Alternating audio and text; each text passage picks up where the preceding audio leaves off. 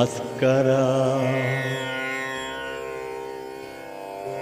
Suryanarayan वेदपारायण लोकरक्षामणि दैवचूडामणि।